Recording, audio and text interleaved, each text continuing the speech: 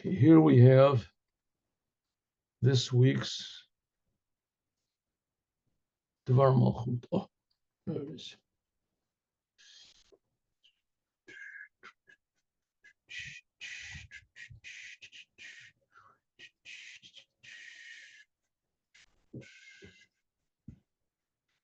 There we go. Good. Speech by the Lubavitcher Rebbe, which was in 1991. Tafshin Nun Aleph, this week's Torah portion.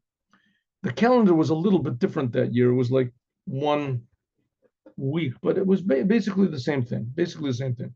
This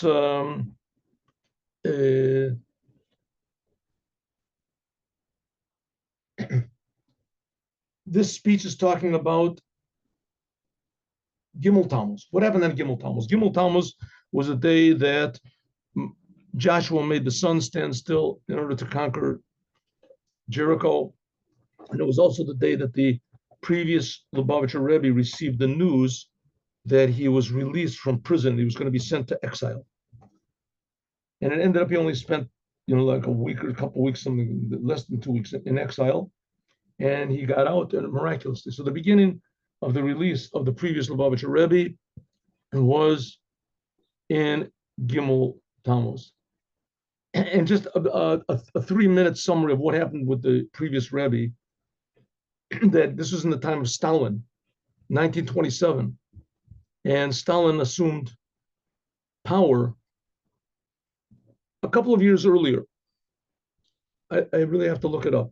After Lenin died, so Stalin took over, and at first it wasn't so bad, but then afterwards he really started, killing people, mass killing people.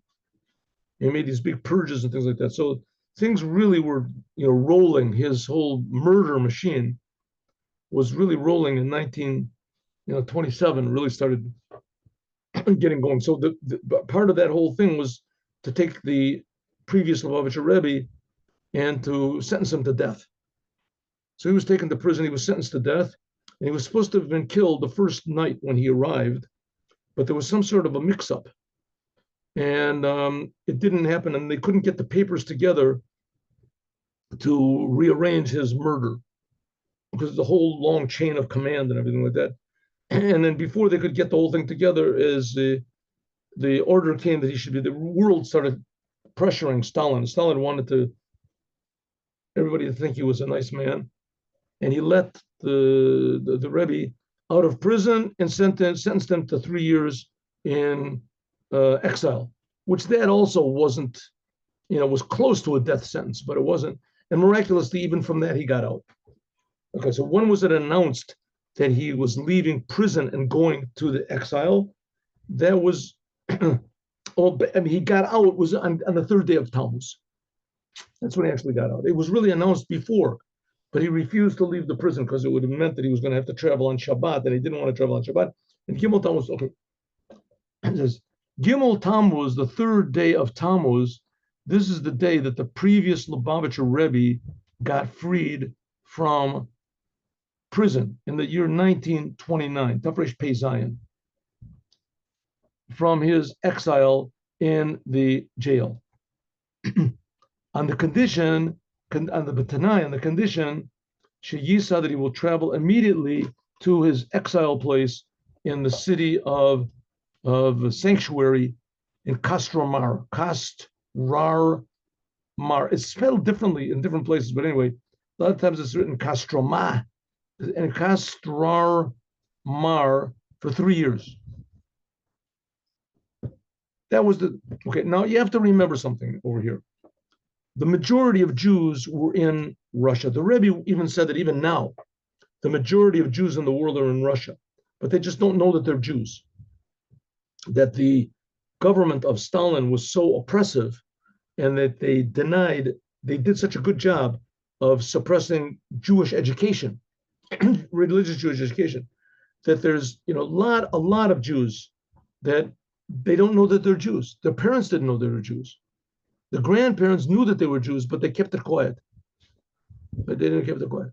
So the Rebbe said it could be that there's more Jews in the world, more Jews in Russia than there are in the whole entire world. Could be. And who cared? Who cares? What difference does it make if there's Jews? I mean, even the Jews in America, they don't care.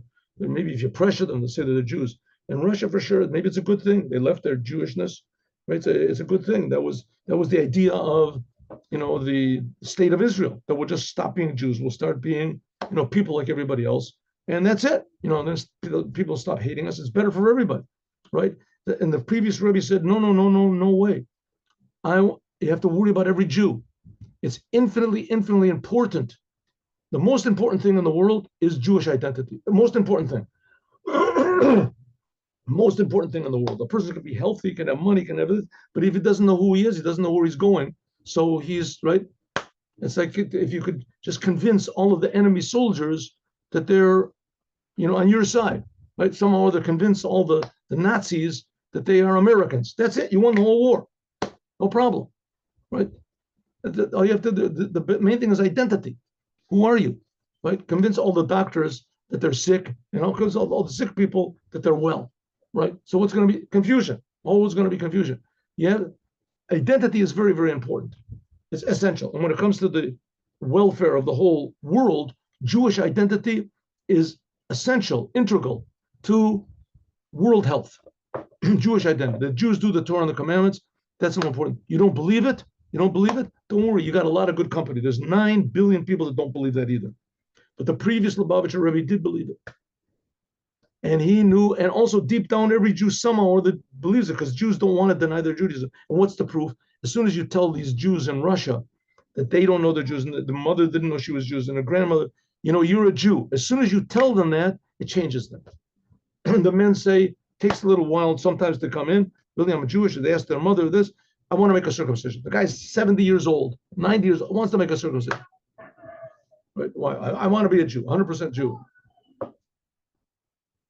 So it says, okay, so that's what the previous Rebbe did, as understood, directly in opposition to Stalin. Stalin wanted to wipe out all religion, all this, and especially Judaism. But Judaism was the big enemy of communism. The big enemy, because communism said that the most important thing are people, and we're going to teach you how to. And Judaism says, no, it's not so. The most important thing is God. That's the most important thing, and God is only found in this physical world. This and the meaning, doing meaningful things in this world. That's where God is found. That's where God is found. And to live a life without any awareness of God is to be unaware of who you are. It's like a person, he was born, there's children that are born addicts. Says, okay, it's not so bad to be an addict. Okay, so the previous Rebbe is coming to try to educate, to save all the Jews in Russia against impossible odds. He should have just been concerned about saving himself. That's a big enough miracle. It says the Rebbe got saved. That was a big miracle. But the bigger miracle is that we saved over here a man that is totally not concerned with anything except for the Jewish people. And every Jew, even the communist Jews, even the Jews that put him into prison. Bishato, in his time, they didn't, when the previous Rebbe got released from prison and sent to exile. So this whole thing was in secret. Nobody knew what was going on. No one knew if the Rebbe was alive or dead. They didn't know. And all of a sudden they got the news that he was alive, but they were sending him to exile. At that time, nobody knew if it was a good thing or not, and what's going to come out of it. It could be that Stalin and his government, they were just getting a lot of pressure from the world, and so they wanted to let him out of prison, and then say, oh, he died in an accident, going we tried to help him, and, it just happened to fall between the cars, and nobody knew what it was going to be, because Stalin, their estimates to Stalin murdered up to 50 million of his own people. There are some estimates that say he wasn't such a bad guy. He only killed 20 million people. Let's not exaggerate, right? Don't say Lashon Hora about the guy. And only 20 million people. Some people deceive him in less. But nobody knows. Everything is in secret. They're starting to reveal, to release a lot of these papers. Since that, even though, this is why, because also these sanctuary cities that they called it, this was also a more lenient type of imprisonment than an actual prison, but nevertheless, it's exile, and it has all the limitations of exile. You can't really do what you want or go where you want to. But nevertheless, there is still the danger that the government can take regrets, send a person to kill him. Over the Achar, but afterwards, Yud Beis Tammuz, which was like 9 days later, the previous Rebbe got the news in the city, Kastramar. He got the news that they're letting him go totally, and they couldn't give him the actual official the letter of being free. What do they call it? The Tudat Shichrur is the document that lets him free, because all the offices were closed. It was some sort of a holiday there. So we got it the next day, Yud Gimel Tammuz. And so then, when he was actually totally freed, it was revealed that Gimel Tammuz was really the beginning of the redemption of the previous Rebbe. Nosav al-Kach, in addition to the fact that he went out then from jail, and he was on Gimel Tammuz, the third day of Tammuz, he was released from jail, and he was sent to an exile. But then it was known that the fact, retroactively, that what happened in Gimel Tammuz was that instead of a punishment of death, the opposite of life, shenifsachlo, that was given beforehand, is davar shahaya mamid b'sakana. It would make in danger the whole entire movement of Chabad, and they wouldn't have had a leader in spreading out Torah and strengthening Judaism in general. But Tamur Zen, instead of this, and Gimel Tammuz, he was saved. He was removed, the punishment of death was removed from him, and he was just sent into exile. Until it finally got 9 days later that they totally let him free. Because of this miracle, it was set this day, Yud Beis and Yud Gimel Tammuz, as a big holiday every single year. So we can ask a simple question. Since that this redemption of the previous Rebbe was a big miracle from God, so therefore, there has to be Yodu Lashem Chazdo. Let us praise God for His kindness, V'niflo Tov, and His miracles l'bnei Adam, to people. As Madua lo hayazem l'chadchila nis mitachlis hashlemos. If God wants to do a miracle, so why does He do it gradually? Shagula shlema, a complete redemption, will come at one time. At one time. Like, let's say somebody wins the lottery. They say, you just won $10 million. Says, oh, this is really great, $10 million. Well, I can do so much. Says, yeah, we're giving you $10 a year for 1,000,000 years. What type of a thing is that? You can't be happy with a prize like that. So did I win? You won? Of course you won the prize, Mazel Tov, put your pictures in the papers. But you get $10 a year for 1,000,000 years. Who's going to get the same thing with the Rebbe? You want to do a miracle, God, do it at one time. What do you have to do it little by little? On the third day of Tammuz, he got out of death. And then there was the 12th day of Tammuz. They told him he was free, but they didn't give him the document. And then they gave him the document, and he was free. But the fact of the matter is, he also wasn't free then, because he was stuck in Russia. They wouldn't let him get out of Russia. And it was only a considerable amount of time afterwards, right, several months, that he actually got the okay that he could leave Russia. He could leave Russia. And then when he left Russia, he was also in Poland, where it was also restrictions, etc. Okay, so the whole thing happened little by little. Why did God make a miracle and stretch it out for so long? Even after the 12th and the 13th day of Tammuz, and the previous Rebbe got out of the exile city, right, of a city of exile, it still wasn't complete victory over the communists. Kafisha Roim, like we can see, and actually, that there still remained all sorts of decrees on the Rebbe and on the Jewish people in Russia until the Balagul al Yitzurach, until he had to leave. He was forced to leave Russia. He didn't really want to leave Russia. They forced him to leave, right? Even though it was tremendous danger for him, and especially this big danger over there was from the Jews. There were Jews, communist Jews, that they hated him, and they were the ones that put him in to the jail, and were very disappointed when he wasn't killed. Very, very disappointed when he was, and even more disappointed when they let him out. And they ran after him and pursued him to the point where he had to leave. He was in Leningrad. He had to leave. He had to go to another city to run away from them so that he wouldn't be in front of their eyes all the time, that they would always be thinking about him. So we see, and then eventually he got free from Russia. He left Russia, right, which was a few months afterwards that. And then he left Russia, but all the Jews were still left back in Russia.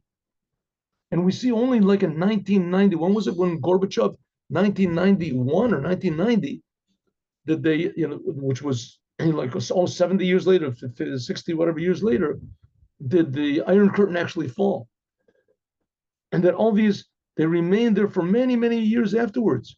Only now, said the Rebbe, in the last years, 1990, the Rebbe speaking in 1991, just last year, the Jews have been in exile more than 60 years after the previous Rebbe got out. Now we can see the results from the work of the previous Rebbe, that all the Jewish people got out. So according to what the Rebbe is saying over here, that the reason that Gorbachev changed his mind all of a sudden and he did away with communism was because of the self-sacrifice and the suffering of the previous Lubavitcher Rebbe. That's what he wants to say. And the fact of the matter is that Gorbachev himself did not know why he dismantled communism. He didn't know why. They asked why, he said, I don't know. I had a different plan totally, and I don't know why I dismantled it, but that's just seemed the thing to do. And now the Rebbe is explaining why it was. We're going to explain it more. But Vadai, certainly, the order in this, the Geula came in levels, in steps. This was Hashkacha Pratis. Certainly God wanted it to be this way. That the redemption of the previous Lubavitcher Rebbe, that it came in steps, one after the other, and it was not all revealed at one time. God has some reason for doing this. Well, Friday, especially, this is attached to the Rebbe. And the Rebbe is like a king of the Jewish people, right? He changed the tide of Judaism. He turned the inside out. Right? There were religious Jews, right? In America, there were religious Jews, but to actually believe every Jew is holy, no matter what he does, no matter how he is, and that every Jew wants to do all the commandments, and that's the essence of Jewish identity. That was only the Rebbe. Nobody had those weird ideas. Where'd you get that from? Every Jew is holy. Every Jew wants to do all the commandments. Every single Jew. And we have to do everything we can to wake them up. Right? That was his work in Russia. When he came to America, it was the same thing. So we're talking about one man that changed the whole thing. If it wasn't for him, everyone in Chabad, even they would sit and learn, be normal Jews like everybody else. And for sure, everybody else would do it. Okay, so that's the eventually bringing about a redemption of all the Jews, like the Balagula writes, like the previous Rebbe writes, Lo oti bilvad, not only when the Rebbe was freed, he wrote a letter and he said, not only I was freed from exile on the 12th day of Tammuz, but also all of those people who revere the Torah and the commandments, and also all the Jews that are just called Jews. B'Shem Yisrael Yikonim. So if the Rebbe says, I'm saving also even those Jews that they don't deny being Jews. I'm saving all of them. And we see amazingly that even the biggest apostate Jews, even Jews that changed their religion, right? They change the religion. They say, I used to be a Jew. I am a Jew. They always bring up the fact that they're Jewish, right? Jewish. I'm not a Jew anymore. So we see that Jews, for some reason, they can't leave their Jewish identity. And even if they do, they'll do it like, to prove a point. To prove a point. But secretly inside, right? If you tell them, okay, maybe you're not Jewish, maybe you're not Jewish, they'll say, I'm just as good a Jew as you. You don't tell me who's a Jew. So every Jew in the world, the Rebbe said, when I got out of prison on the 12th day of Tammuz, all the Jews in the world got out. All the Jews. Not only am I free that but this all began on the 3rd day of Tammuz, like 10 days, 9 days before. Many, many generations before this, thousands of years before, 3,000 years before this, there was another miracle. On that day, Joshua came into the land of Israel and he fought against what was it? I don't remember over there. I have to look and see. Anyway, he fought against one of the kings over there in Canaan, and the sun stood still. Sun stood still. He was winning the battle. The sun was setting. You couldn't fight at night. And the sun stood still so that he would be able to make a victory. The Yidom Hashemesh ad yakum goy oivecha, until you took revenge, whatever is from the enemy. That was the miracle of, and it says not only did the sun stand still, but the whole zodiac, the whole entire thing, the whole heavens, they stood still for one day.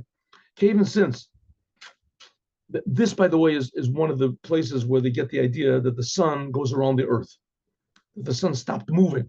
Either the sun moved. That's one of the sources they had for the sun going around the earth, which, by the way, is never been disproven that the sun goes around the earth. Never been disproven. It's just you can make calculations one way or other way, and it's easier to make the calculations if you say that the earth goes around the sun. But you can make calculations also, and the Jewish people did. The Jewish people, before came Copernicus, whoever it was that did it, right? That he said that the sun is the center. As Jews for thousands of years, right? 3,000 years before Copernicus. When is Copernicus? I don't know, like 300, 400 years ago. Something I have to look and see.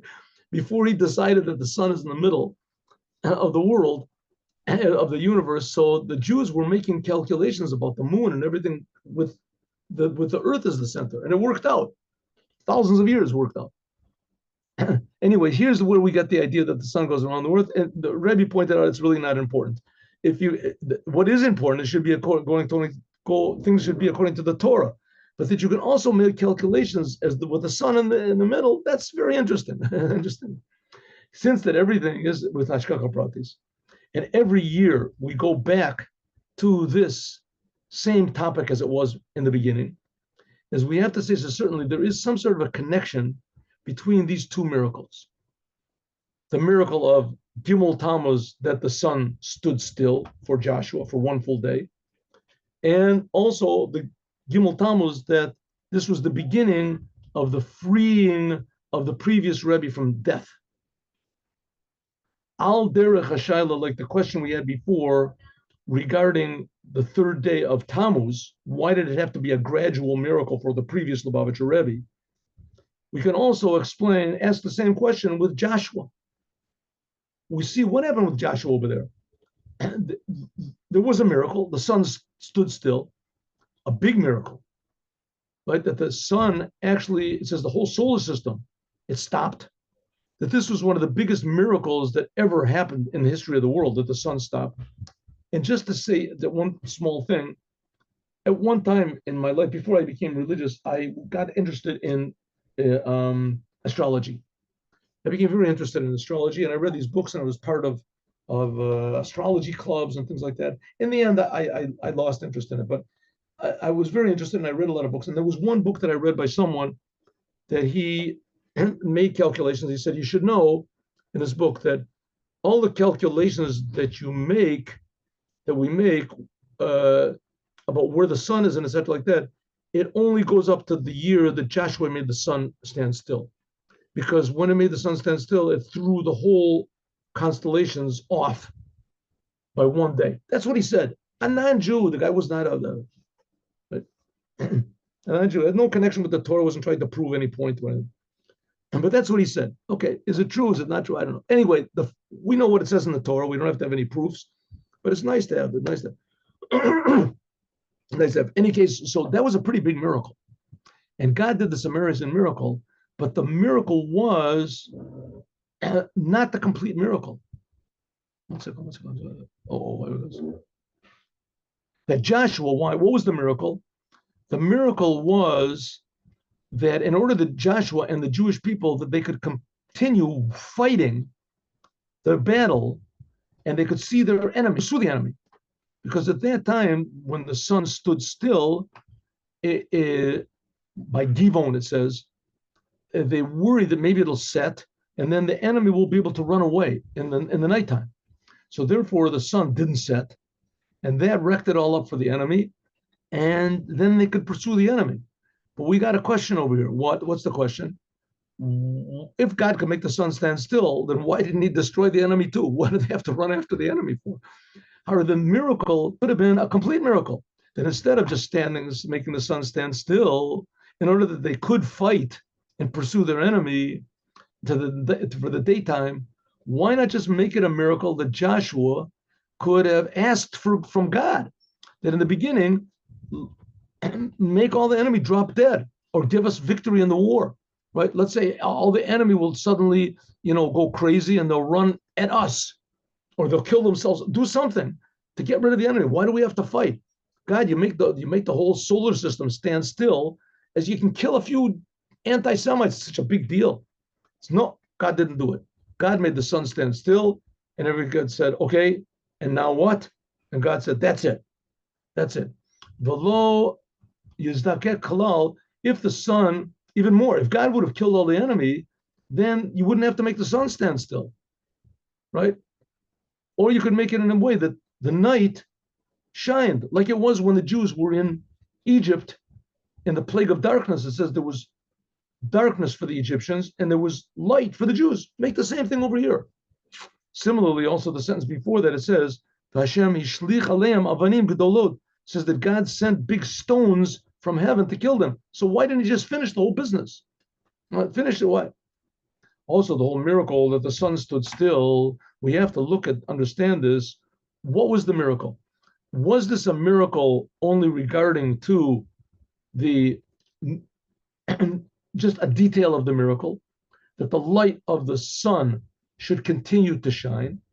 Shelazen nidrash rak. If so, it could have been that only the sun itself would just stop, right? Stop and would continue to shine on the earth. Like it says, Vayirach emek ayalon. It says that the moon also, it stopped. So you can make the sun and the moon will stop. All the rest of the planets will keep going around. And then when we defeat the enemy, then the sun will jump around and it'll just go back to its place. Or maybe the miracle was Bakal Seder Shalom, the whole entire solar system, or maybe the whole entire world, all the heavens.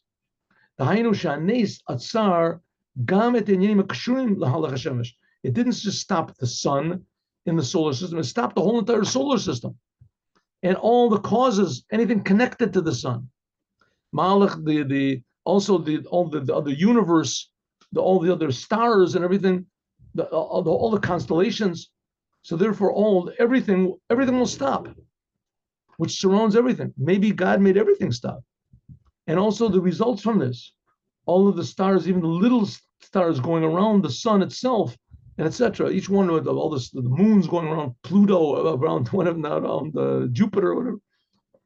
The difference between these two ways of the miracle, was it just a miracle that God made the sun stop, or he made the whole solar system stop? What's the difference?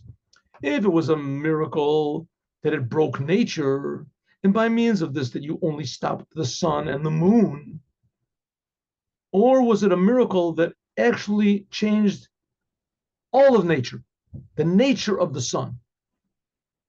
And therefore, because nature itself changed, and it was not just the sun changed, but it was a change in nature, that all astronomy changed. So therefore, the whole going of the sun and all of the other stars and everything also changed. Okay, what's the big difference? maybe we can say that this is like the two types of miracles. There's one miracle which does not change the nature of a thing. Like, for instance, the miracle of water turning into blood, right? The first miracle over there in Egypt, first of the 10 plagues, that the water changed the blood. That when the water changed the blood, as it still really was water. God had to, so to speak, keep the miracle going constantly. And when the miracle stopped, as automatically the water came back to blood. But we see that the miracle says that the miracles were only the 1 week, and that they were warned for 3 weeks, it says. And so here, the 1 week, there was no water, there was just blood, and that's it. Then it came back to blood. They didn't have to have a second miracle. It came back to water. You have to have a second miracle to change the blood to water. It was one miracle. Water changed to blood, right? And as soon as that miracle stopped, then it went back to water again. Or like we said, the Yidom Hashemesh, the sun was quiet. It was only a miracle regarding the sun itself. What do you mean was quiet? It says that the movement of the stars is their song, and that song that they sing, that's the movement is caused by the movement, or it causes the movement, like the angels sing also, for somewhat the same reason. So it says the sun just lost its power of movement, therefore it stopped singing, and it stopped. And afterwards, as soon as the miracle was finished, it jumped back into the normal way of acting, just like the water went back. Or maybe we can say that this was a miracle with Joshua, that it changed nature itself. It changed the laws of astronomy, like the miracle of it says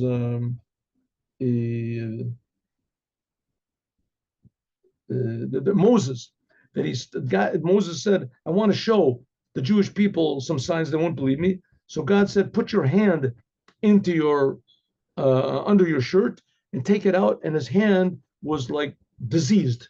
It was all white as snow. And then after this miracle, his hand was like white as snow. Is in order to make it come back, he had to have another miracle. Said, okay, now put your hand back in, and it'll come out normal. So he had to have a double, right? It had to be 2 miracles. One miracle was that it changed his hand permanently, and the other miracle was that it healed his hand permanently. It took away the.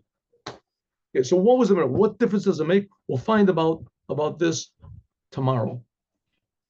And we're going to say just one more detail. It says this is somewhat similar to what it says about the miracle with Aaron.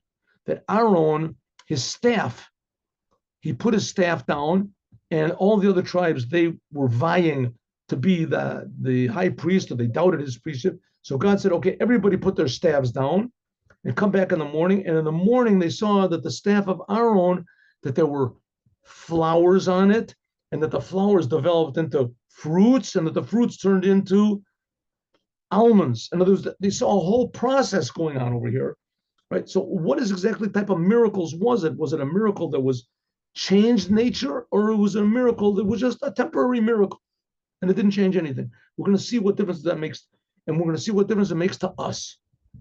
What makes the difference? And this is also, of course, the biggest miracle. What we're all learning this for is only to bring Moshiach.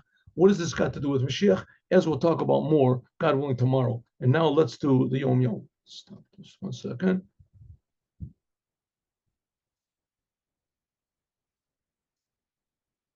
That doesn't work if I